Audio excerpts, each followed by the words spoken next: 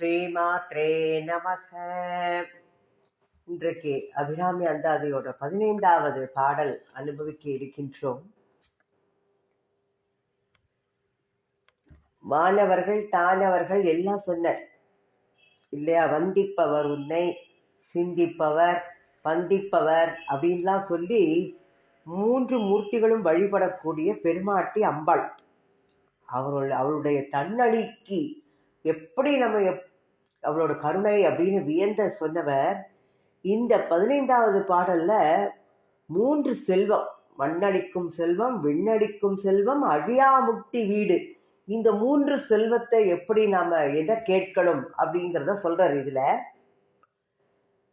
தன்னளிக்கென்று முன்னே பல கோடி தவங்கள் செய்தார், மண்ணளிக்கும் செல்வமோ பெறுவார், மதி வானவர்த்தம் விண்ணளிக்கும் செல்வமும் அழியா முக்தி வீடுமன்றோ, பண்ணளிக்கும் சொல் பரிமளை யாமலை பைங்கிளியே அப்படின்னு சொல்ற.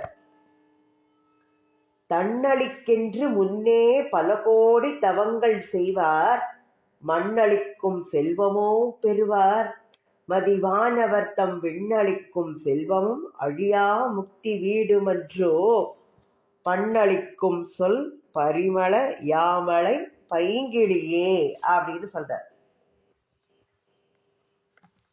இந்த உலகத்துல நாம எல்லாத்தையும் அனுபவிச்சுட்டு இருக்கோம். உலகத்துல பிறந்தாச்சுனால் சுகம் துக்கம் எல்லாத்தையும் கலந்து அனுபவிக்கிறோம் உயிர்கள் எல்லாமே.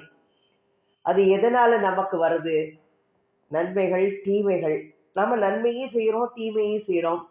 அப்போ முன் வினைகளோட பயன்களாகத்தான் நாம இந்த இன்ப துன்பங்களை எல்லாம் இப்ப அனுபவிச்சுட்டு இருக்கோம். இது விதியோட பயன். ஆனா இப்போ ஒரு பிறவி எடுத்திருக்கோம். போன பிறவியில உள்ளதை அனுபவிச்சுட்டு இருக்கோம்னு சொல்றோம். இப்போ இந்த பிறவி மானிட பிறவி எடுத்து அனுபவிச்சுட்டு இருக்கோமே, வாழ்ந்துட்டு இருக்கோம். இப்போ நாம நிறைய செயல்கள் எல்லாம் செய்துட்டே இருக்கோம். அப்போ நாம இதோட பயனை இன்னும் வரப்போற பிறவி நம்ம அடைய போறோம். அதுதானே நம்ம முன்பிறவி அனுபவிச்சுட்டு இருக்கோம்னா ஏதோ ஒரு பிறவி எடுத்து அதுல செய்ததோட நன்மை தீமைகள்ல வச்சு இன்ப துன்பங்களை அனுபவிக்கிறோம். இந்த பிறவியில செய்வதை இன்னும் வரும் பிறவிகளில் நம்ம அனுபவிப்போம். அப்போ புண்ணியம் செய்தவர்கள் எதை இன்பத்தையே நுகர்வார்கள். அப்போ அவர்கள் தேவர்கள், வான் உலகத்தை அடைவார்கள் பார்த்தோம். ஆனா அந்த தேவர் உலகத்துல வாழும் போது அந்த இன்ப வாழ்வு எதனால கிடைக்கிறது? இந்த உலகத்துல நம்ம புண்ணியம் செய்தால் அதோட பயன் சொல்றோம். ஆனால் அதுவும் ஒரு நாள்ல இந்த புண்ணியம்லாம் செய்த அந்த பயன் தீர்ந்தோன்னு திருப்பி நம்மளுக்கு அங்கேருந்து கீழே இறக்கி விட்டுடும். அந்த சொர்க்க இன்பத்தை அனுபவித்த பிறகு ஒண்ணு முக்தி கிடைக்கணும், இல்லாட்டக்க திருப்பி அடுத்த பிறவி எடுத்து வாழணும்.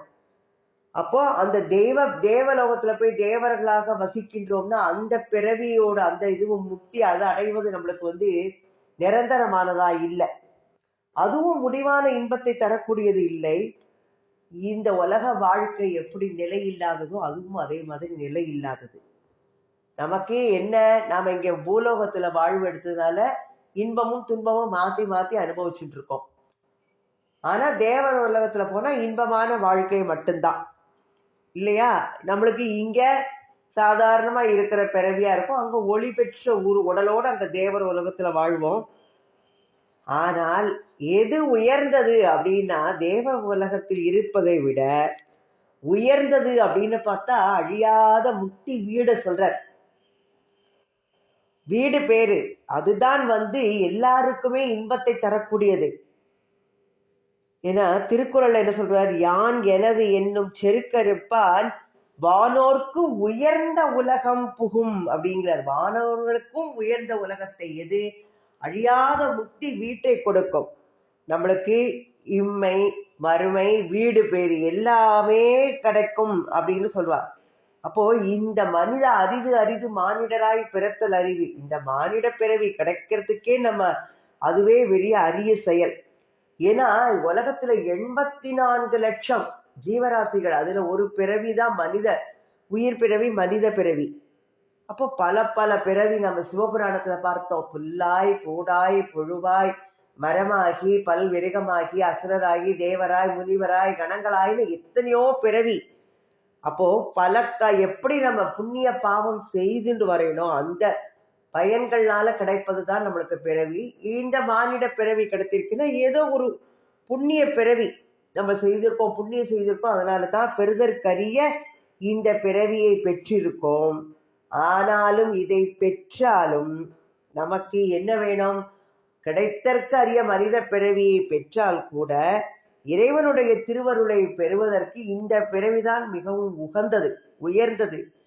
அப்போ எப்படி இந்த பிறவி தேவர் பிறவி விட சிறந்த, ஏன்னா தேவர்களுடன் அழைப்பாளாம். இந்த பிறவி கிடைக்கலையேன்னு, ஏன்னா இந்த பிறவியில தான் நம்மளால எல்லாமே நாமாக்கள் சொல்லி உய்ய முடியும். இல்ல மனித பிறவியில் புண்ணியம் செய்யும் போது சொர்க்க பதவி, மறுபடியும் திருப்பி மண்ணில பறந்து இறைவனை வழிபட்டு மோட்சம் அடையணும். இப்படி நம்மளுக்கு அந்த சர்க்கிள் அப்படி சுத்திண்டே இருக்கு. இந்த பிறவி எப்படி இப்படி சிறப்பு வாய்ந்த பிறவியாக இருக்கிறதுல இன்ப துன்பங்கள் நாம் செய்த நம் புண்ணிய பாவங்கள் செயல்கள்னால இதுல அம்பாளோட அனுகிரகம், அவளுடைய திருவருள் மட்டும் கிடைத்திருத்தினால் நம்மளுக்கு இந்த வாழ்வுல எத்தனை நன்மைகள் நடக்கும். துன்பம்ங்கிறது வராம இன்பத்தை அனுபவிக்கலாம். நமக்கு எல்லாமே. அப்போ தவம், தாயே உன்னுடைய அருள் வேண்டும் அப்படின்னு ஒரு தவம் செய்தாலே போதும்.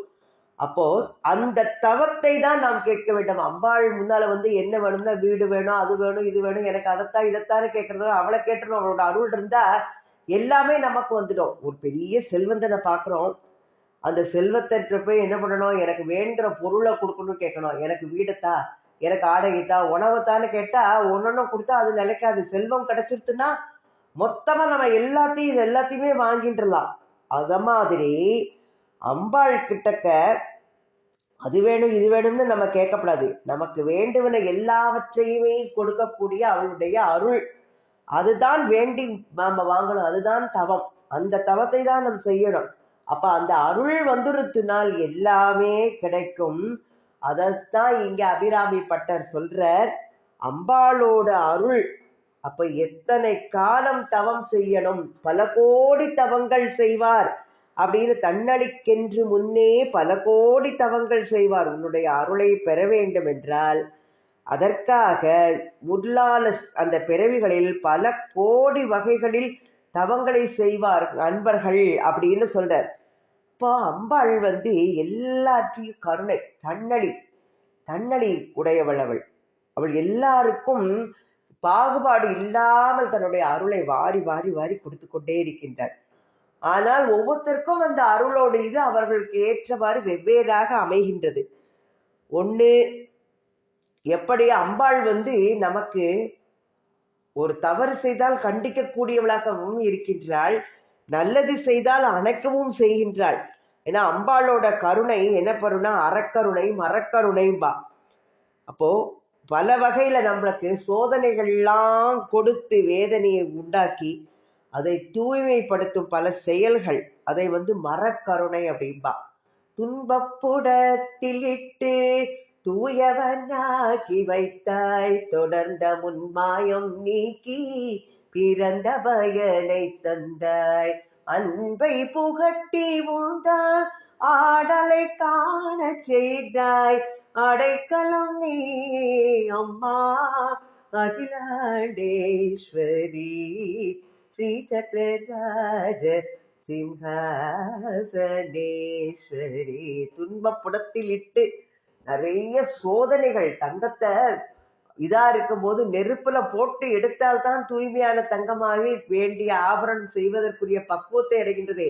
நமக்கும் அந்த மாதிரி துன்பங்களை எல்லாம் கொடுத்து, ஒரு நெல்லு விளையிறது வயல்ல, நெல்லு விளைஞ்சாச்சுன்னா அது நெல்லை அப்படியே சாப்பிட முடியுமா? அதுக்குள்ள பக்குவம் பண்ணணும். அந்த நெல்ல உமியை போக்கணும், உரல் நட்டு உலக்கையால குத்தணும், நெல்லை சமைக்க முடியுமா? அப்படி பக்குவப்படாமல் நாம இந்த பாவம் செய்த உயிர்களை அம்பாளும் என்ன பண்றா, இந்த பிறவி அப்படிங்கிற உரல்ல போட்டு இன்ப துன்பம் அப்படிங்கிற அனுபவங்களை கொடுத்து அதை உலக்கையால குத்தி அரிசியாக்கி ஞான அக்னியில் அதை எப்படி பக்குவமா, அரிசியை சாப்பிட முடியாது, உணவா சமைக்கணும் சாதமா, அப்படி அந்த அன்புலையில பக்குவமாக்கி அவள் தன்னோடு நம்மளை ஒன்றுபடுத்தி கொள்கிறாள், அதை உண்ணுகிறாள் அப்படின்னு சொல்வாள். அதனால தான் துன்பம் வந்தாலும் கூட நம்மளுடைய பாவத்தை போக்க வந்த சோதனைன்னு அதை நினைக்கணும், அதை மகிழ்ச்சியோட ஏத்துக்கணும். அதை ஏன்னா இதுக்கு ஒரு சின்ன ஒரு கதையை சொல்லுவா. கஞ்சனூர்ல ஒரு சிவாச்சாரியார் இருந்தாராம். அவர் நிறைய நூல்கள்லாம் ஏற்றி இருக்கார். அவர் அந்த கோவில்ல உள்ள அக்னிபுரீஸ்வரர் கோவிலுக்கு போய் டெய்லி வணங்கக்கூடியவர். ஒரு நாளைக்கு பார்க்க போகும்போது ஒத்திய போட்டு அந்த ஒரு கம்பலை போட்டு கட்டி அடிச்சுட்டு இருக்கா. எதனால இப்படி செய்கிறான்னு அவள் சிவனுக்கு தொண்டு செஞ்சுட்டு இருந்தா, சொல்லாம 4 நாள் ஊருக்கு போயிட்டா, அதனால அடிச்சுட்டு ஏன் சொல்லாம போன, சிவனுக்கு தொண்டு செய்யணும்னு சொல்றாங்கன்னு அவருக்கு அழுகம் தொடுத்தான். அப்ப அவ கேக்குறாளா, என்ன தப்பு பண்ணிக்கிட்டோமா நாங்க அப்படின்னு கேட்டா, இல்ல எனக்கு அந்த பாக்கியம் கிடைக்கலையே அப்படிங்கிறாரா. ஏன் அப்படின்னா, என்னையும் அன்றைக்கே அம்பாள் நான் தப்பு பண்றேன்னு தெரிஞ்ச போது இந்த மாதிரி கட்டி வச்சு அடிச்சு எனக்கு நல்லதை செஞ்சிருந்தாள்னா நான் அன்னைக்கே அவளுக்கு அடிமையாகி தொண்டு செய்திருப்பேன் இல்லையா அப்படின்னு அவர் சொன்னாரா. என்ன அந்த மாதிரி திருத்தலையே, அந்த மாதிரி ஒரு தண்டனையை கொடுத்தார். அதனால்தான் துன்பப்புடத்தில் இட்டு சோதனைகளை கொடுத்து நம்மளை புடம் போட்ட தங்கமாக மாத்துவாள் அப்படிங்கிறது தெரியுது. அவர் அதற்காக வருத்தப்பட்டாராம். அப்போ இறைவனுக்கு பணி செய்யாதவர்களை அவர்களை திருத்தும் செயல் அப்படின்னு அவர் நினைக்கிறார். அவளை திருத்தறதுக்காண்டி அடிச்சு செய்தா இல்லையா, என்னையும் அது மாதிரி செய்திருந்தா நான் அன்னைக்கே உனக்கு நான் தொண்டு செய்யறதுக்கு வந்திருப்பேனே அப்படின்னு சொல்றாளாம்.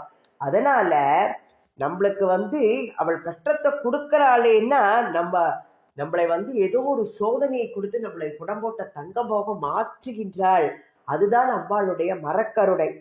அல்லட்டக்க நம்மளுக்கு ஏற்கனவே இந்த நம்ம நல்லதுதான் செஞ்சிருக்கோம், இப்படி இருக்கு அப்படி தேன் மாதிரி எடுத்து கொடுத்துட்டான்னு வச்சுப்போம். அது அவளுடைய அந்த அந்த கருணை, அவளுடைய கருணை. அது மரக்கருணைங்கிறது கசப்பு மருந்து மாதிரி, அறக்கருணைங்கிறது இனிப்பு மருந்து, தேனை போல. என்ன ரெண்டும் மருந்தானாலும் கூட முன்னையது நம்மளுக்கு அந்த கருசப்பு மருந்து சாப்பிட்டா கொஞ்சம் கஷ்டமா இருக்கும். ஆனா தேனை போல அந்த மருந்து இருந்ததுன்னா எப்படி இருக்கும். அதுதான் அம்பாளுடைய தன்னழி அப்படிங்கிற அறக்கருணை அப்படிங்கிறார். பல கோடி தவங்கள் செய்தால்தான் அவர்களுக்கு தன்னழி கிடைக்கும் அப்படிங்கிறார். நாம எதையெல்லாமோ கேட்டு கேட்டு தவம் பண்றோம், ஆசை நிறைவேறணும். அசுரர்கள் அரக்கர்கள்லாம் எத்தனை தவம் பண்றா, அவர்கள் நிறைய வரங்கள் வாங்கி அவர்களுடைய ஆசைகள் எல்லாம் நிறைவேற்றுவார்கள். அப்போ அவர்கள் அந்த தவத்தால் அவர்களுக்கு வலிமை கிடைக்கும். ஆனா அவர்கள் அது வேணும் இது வேணும் கெட்டாலை தவிர்த்து அவளுடைய அருளை கேட்கவே இல்லை. அதனால தான் உலகத்திற்கு அவர்களுக்கும் தீங்கு விளைந்தது. அதனால இறைவன் அவர்களை என்ன பண்ணினான், வெறுத்து அவர்களுக்கு இது அடித்தார். அப்போ அந்த தவம் நன்மையை உண்டாக்காது. அம்பாளுடைய திருவருளுக்காக ஏங்கி செய்யும் தவம், அதுதான் பல கோடி தவம் செய்தவர்கள் அவளுடைய தன்னழியை பெறுவார்கள்னு சொல்றார். அப்போ அவளுடைய அருளுக்காக பல கோடி தவம் செய்தவர்கள் அந்த அருளை பெற்றதனால் எனக்கும் அந்த மாதிரி பேரு கிடைத்ததுன்னு அபிராமி பட்டர் சொல்றார். ஒரு மரத்துல பழம் இருக்கு, அது முதல்ல என்னாகும், முதல்ல பூ பூக்கும், மணக்கும், நல்ல வாசனையா இருக்கும், மலர்கள் இருக்கும். அப்போ அதோட காய் காய்க்கும், அப்புறம் கனி. அந்த மரத்தோட பயன் எது, கனி. அப்போ மரத்தின் நிழல் இருக்கு, மலர் மனம் இருக்கு, கனியும் இருக்கு. அப்ப இந்த மூன்றையும் அனுபவிக்கக்கூடிய பாக்கியம் எதற்கு, அந்த மரத்தின் நிழலை போல இருப்பது இந்த வாழ்வில் உள்ள இன்பம், மலரின் மனத்தை போல இருப்பது சொர்க்க இன்பம், கனியை போல இருப்பது முக்தி இன்பமா. அப்ப இந்த 3 வாழ்வும் இம்மை மறுமை முக்தி அப்படிங்கிற இகபர மோட்சம். அப்ப அம்பாளோட தன்னடிக்காக தவம் செய்தவர்கள் இந்த 3ஐயுமே பெறுவார்கள். நல்ல வண்ணம் அவர்கள் வாழலாம், மண்ணின் நல்ல வண்ணம் வாழலாம் வைகளும் அப்படின்னு சொல்வா. அவர்களுக்கு வாழ்வு இன்பமாக இருக்கும், அப்படியே ராஜ யோகம் மாதிரி வாழ்வு அவர்கள். அப்போ இந்த முழுமையான இன்ப வாழ்வு அரச பதவி பற்றி அரச பதவியே பெற்று இன்புருவாக வாழ்வார்கள் அப்படிங்கிற சொல்ற. தன்னளிக்கு முன்னே பல கோடி தவங்கள் செய்வார், மண்ணளிக்கும் செல்வமோ பெறுவார்.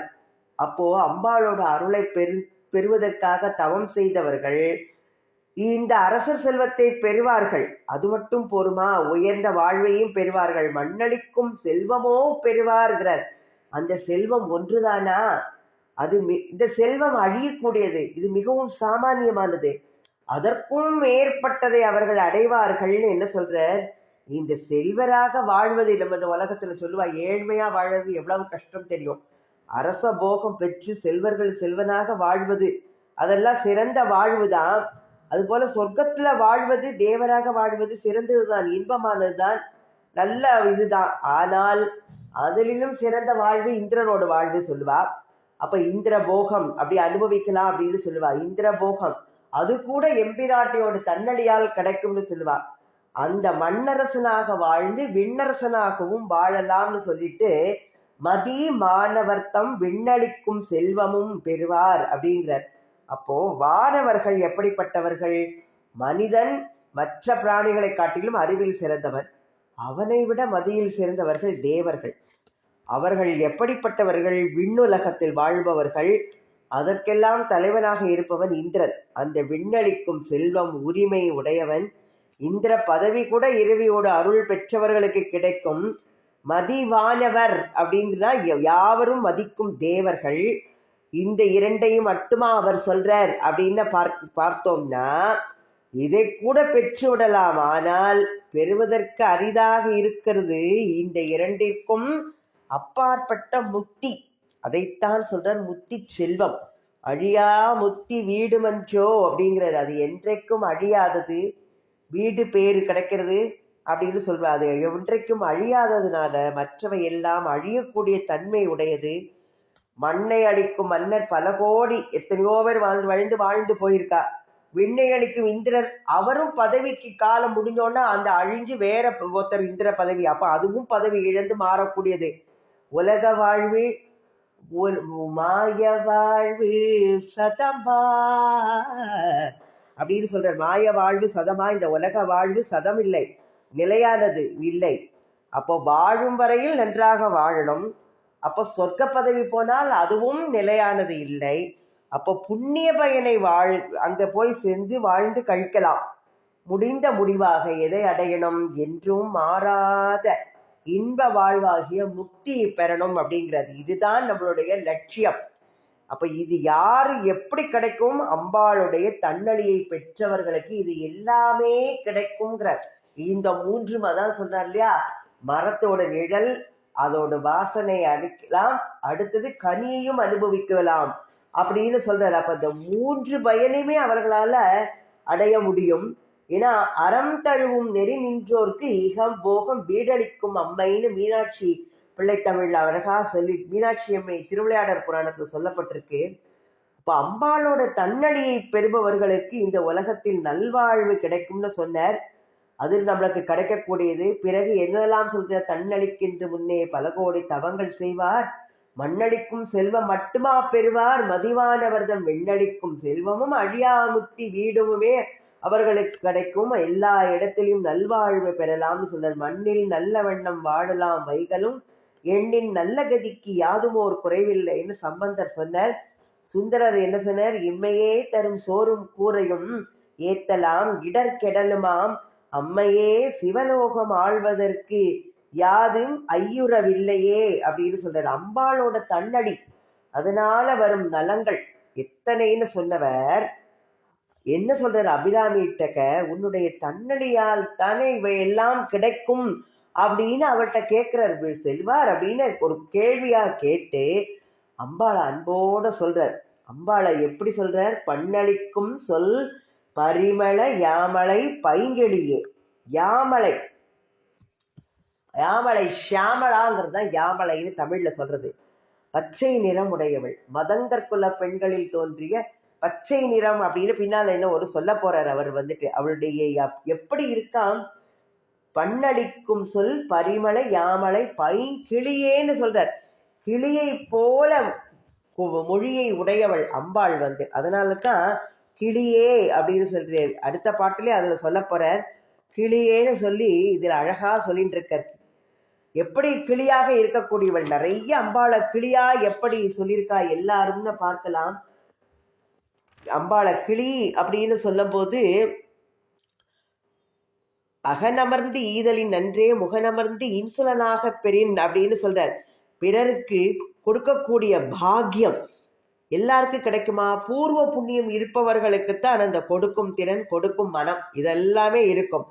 அம்பாள் தன் அடியவர்களுக்கு எப்படியா இசையினால் உண்டாகும் மனமகிழ்வை விட இனிமை உண்டாகும் சொற்களினால் கனிந்து அவர்களுக்கு எல்லாம் கொடுப்பாளாம். அதை பண்ணளிக்கும் சொல் அப்படின்ற கிளிப்பேச்சு களி தரும். கிளியின் பேச்சு மனதிற்கு ஆனந்தத்தை தருவது போல அம்பாளும் கிளி போல இனிமையாக பேசி நமக்கு வேண்டுங்கிறதை தருவாளாம். இப்ப கிளி அப்படின்னு சொல்லும் போது அம்பாள் கிளி நிறம், பச்சை நிறம், மண்களிக்கும் பச்சை வண்ணமுமாகின்னு என்ன பின்னால உள்ள பாடல சொல்ல போறாரு அம்பாளை பத்தி. அதனால கிளிக்கு என்ன சொல்றாருன்னா சுகம் அப்படிங்கிற பேர் உண்டு. சுகபிரம்மன் அப்படின்னு சொன்னா கிளி போன்ற இதை உடையவர் அப்படின்னு சொல்லுவா. அம்பாளும் சகல சுகஸ்வரூபிணி அப்படின்னு சொல்லுவா அம்பாளை பத்தி. சுகஸ்வரூபிணி அவள் கிளி.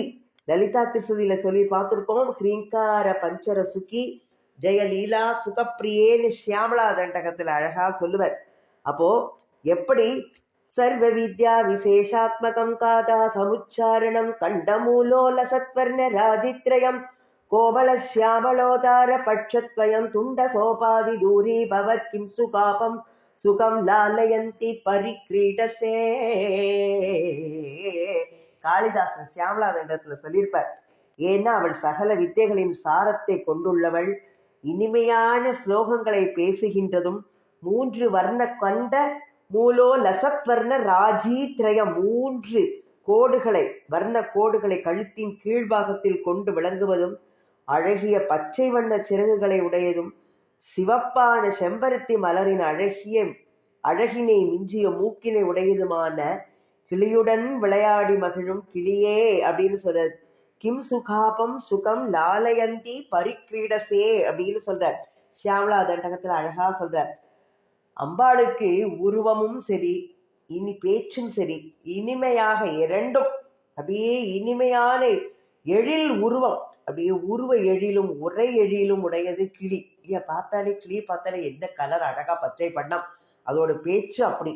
அப்போ அம்பாள் சங்கீத வித்தைக்கே காரணமானவள். சங்கீத மாதிருகாம் வந்தே சியாமலா நவரத்ன மாளிகால சொல்லப்பட்டிருக்கும். அம்பாள் பரிமளமானவள், தெய்வீக வாசனை உடையவள், சிறந்த மனம் கொண்டவள். அம்பாளோட பேச்சோட இனிமை யாழை பழித்தன்ன மொழி நங்கை ஒரு பங்கன் அப்படின்னு சுந்தரமூர்த்தி சுவாமிகள் சொல்லியிருப்பார் திருவரைக்காட்டு பதிகத்துல. சௌந்தரிய லகரில விபஞ்சா காயந்தி அப்படி அந்த பாட்டுல ஆதிசங்கர பகவத் பார்த்தாள். அம்பாள் சரஸ்வதியோட வீணை கேட்டோன்னு சபாஷ்னு சொன்னோன்னே ஆஹா அப்படின்னு சொன்னோன்னே அந்த குரல் இனிமை கேட்டோன்ன சரஸ்வதி தன்னுடைய கச்சதி அப்படிங்கிற வீணையை உரையில போட்டு மூடிச்சுட்டாளாம். அம்பாளோடு குரல் இனிமை யாழையும் பழிக்கக்கூடியதாக இருக்கின்றது. யாழை பழித்தன்ன மொழிமங்கை ஒரு பங்கன் அப்படின்னு சொல்றாரு. அப்ப அவளுடைய வீணா கானத்தை விட இனிமையாக இருந்ததுனால சரஸ்வதி அவள் நான் வீணை வாசிக்கிறதா இனிமையா நினைச்சிட்டு அவள் தோல்வி அடைஞ்சதா வீணையை உரையில போட்டு மூடி வச்சிடுவா அப்படின்னு ஆதிசங்கர பகவத் பதாள் அம்பாளோட குரல் வண்ணத்தை அழகா சொல்லியிருப்பேன். அம்பாள் பரிமளை, இயற்கையான தெய்வீக வாசனையோட இருப்பவள். அம்பாளுக்கு இயற்கையாகவே கூந்தலில் மனம் உண்டுன்னு நம்ம திருவிளையாடல்ல பார்த்தோம். அதுல பார்த்தபோது இதுல என்ன சொல்லியிருப்பா, துனோ துத்வாந்தம் நஸ்துலித தலித்தேந்தி வரவனம் அப்படின்னு சொல்வார் சௌந்தரிய லகரியில. அம்பாளுடைய கூந்தலுக்கு இயற்கையிலேயே மனம் உண்டு. அந்த கூந்தல் உள்ள மனத்தை எடுத்துதான் மலர்கள் எல்லாம் அந்த வாசனையை எடுத்து பரப்பியதுன்னு சொல்லுவார். அத மாதிரி அம்பாள் இயற்கையிலேயே மனம், தெய்வீக வாசனை பொருந்தியவள். ஏன்னா லலிதா சஹஸ்ரநாமத்துல திவ்ய கந்தாட்சியான்னு சொல்லியிருப்பா அம்பாளை. அம்பாள் யாமளாய் ஆகத்தால் போற்றப்படுபவள். கார்மேகம் போன்ற கருப்பு நிறமுடையவள். கண்ணன் என்னும் கருந்தெய்வம் என ஆண்டாள் கண்ணனை சொன்ன மாதிரி, கம்பனும் ராமனை கரிய செம்பல் ஒருவனை தருதின்னு விஸ்வாமித்திரர் சொன்ன மாதிரி, நாராயணனுக்கு தங்கையாக இருக்கக்கூடியவள். அதனால அம்பாளும் கருப்பு நிறமுடையவள் அப்படின்னு சொல்லி லலிதா சஹஸ்ரம் சியாமாபா வதனத்பயா அப்படின்னு சொல்லுவா. 16 வயது பெண்ணுக்குத்தான் சியாமா அப்படின்னு சொல்லுவா.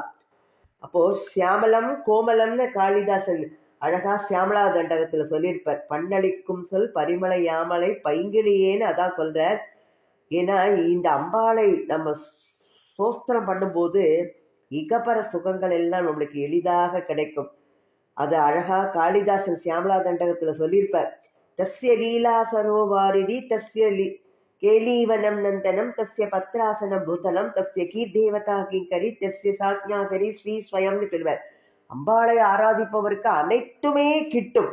அவள் சமுத்திரத்தையே சர்வ சுலபமாக தாண்டக்கூடிய பாக்கியத்தை பெறுவான். தேவேந்திர நந்தவனமே அவனுக்கு விளையாடும் இடமாக இருக்கும். அந்த உலகமே அவனுக்கு சிம்மாசன தர்பாராக, அனைத்து தேவர்களும் அவன் என்ன ஏவல் செய்கிறானோ அதையெல்லாம் செய்ய காத்து கொண்டிருப்பார்கள். முகுந்த பிரம்மேந்திர ஸ்புடமகுட நீராஜித பதாம்னு சொல்லியிருப்பார் ஆதிசங்கர பகவத்பாதால் சௌந்தரிய லகரியில. அம்பாளை உபாசனை பண்ணும்போது அது அனைத்து செல்வங்களையும் அள்ளித்தரும். நமக்கு சகல செல்வங்களையும் தரக்கூடியவள் அவள். ஏன்னா அவளை இது பண்ணினால் எல்லாமே நமக்கு கிடைக்கக்கூடியது. அதனால அவளோட அருளைத்தான் நம்ம வேண்டி கேட்கணும்.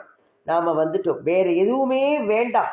அதனால நமக்கு எல்லாமே இறைவன், அவனையே நாம் விரும்பினால் நமக்கு சகல விதமான அழியாத இன்பங்கள் அனைத்துமே கிடைக்கும் அப்படின்னு சொல்றாரு. அதனால அம்பாளையே நமக்கு வேண்டி கேட்கணும். பண்களை போல் இனிமையை தரும் திருவாய் மொழியையும் திவ்ய மனத்தையும் கொண்ட சியாமலா தேவி ஆகிய பச்சை கிளி போன்ற தாயே, உன்னுடைய தன்னடி குளிர்ந்த கருணையை பெரும் பொருட்டு முன் பிறவிகளில் பல கோடி தவங்களை செய்பவர்கள் இந்த உலகத்தை காத்து ஆளும் செல்வமாகிய அரசுரிமையை மட்டுமா பெறுவார்கள்? அறிவை உடைய தேவர்களுக்குரிய தேவலோகத்தை ஆளும் செல்வமாகிய இந்திர பதவியையும் பின்பு என்றும் அழியாத முக்தியாகிய வீட்டு பேரையும் அல்லவா அடைவார்கள் அப்படின்னு சொல்றார் அபிராமிப்பட்டர். நாமளும் அம்பாளை உபாசிப்பவர்கள் இம்மை மறுமை வீடுகளை பெறுவார்கள்னு இதன் மூலமாக எடுத்து சொல்றார். இந்த பாடல் மூலமாக இந்த கருத்தை தெரிவித்திருக்கின்றார். நாமளும் அவளுடைய தாளை பணிந்த எல்லா வகையான சுகங்கள், அனைத்து சுகங்களையும் அடைவோம். அதற்காக அவளையே வேண்டி கேட்டுக்கொள்வோம். அபிராமி அன்னைக்கு ஜெய்.